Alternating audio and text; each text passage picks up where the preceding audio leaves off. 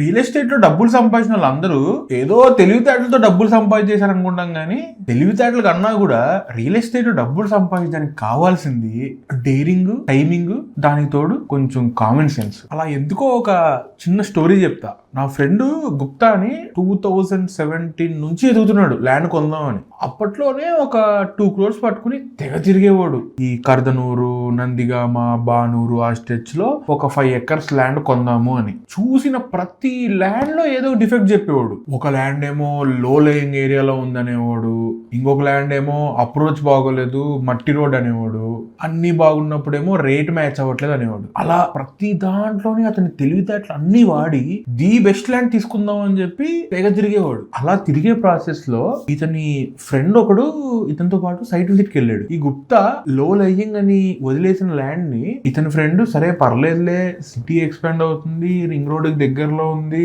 అంతగా అయితే మట్టి తోలించుకుని ఆ కొంచెంలో ఫామ్ హౌస్ కట్టుకోవచ్చు అని వెంటనే తీసేసుకున్నాడు. ఇప్పటికి 9 years అయింది. ఈ గుప్తా చేతిలో ఇప్పుడు ఒక 4 crores వరకు అమౌంట్ ఉంది. ఇప్పుడు కూడా యాక్టివ్ గా శంకరపల్లి దాటాక ఎక్కడైనా ఒక 2 acres తీసుకుందాము అని చెప్పి బాగా తిరుగుతున్నాడు. కానీ ప్రాసెస్ అంతా ఎలా ఉంటుందంటే తిరుగుతాడు, చూస్తాడు, వద్దంటాడు, రిపీట్, తిరుగుతాడు, చూస్తాడు, వద్దంటాడు, రిపీట్. నాకు తెలిసి ఇంకొక 10 years అయినా కూడా మనోడు అతి తెలివి వాళ్ళు ఒక్క ల్యాండ్ కూడా కొనకపోవచ్చాము. కానీ ఇతనితో పాటు సైట్ విజిట్ చేసి వెంటనే డెసిషన్ తీసుకుని ఇన్వెస్ట్ చేసిన ఆ లో లయింగ్ ప్రాపర్టీని ఇంకా కొంచెం తవ్వి విల్లా ప్రాజెక్ట్ చేస్తున్నారు. ఇప్పుడు అందులో ఇతనికి ఒక 25-30 విల్లాలు వస్తాయి. ఇందులో ఇతను తెలివితేటలు వాడేసి పీకేసి ఏం లేదు, కొంచెం కామన్ సెన్స్ వాడాడు, ఆ టైమింగ్ కరెక్ట్ గా ఉండి ఆ డేరింగ్ డిసిషన్ తీసుకున్నాడు. తొందరపడి తీసుకోమనట్లేదు కానీ తెలివితేటలన్నీ ప్రదర్శించి అన్ని రకాలుగా ఆలోచించేసాను అనుకుని ఏది తీసుకోకుండా ఉండడం కన్నా కొంచెం కామన్ సెన్స్ వాడి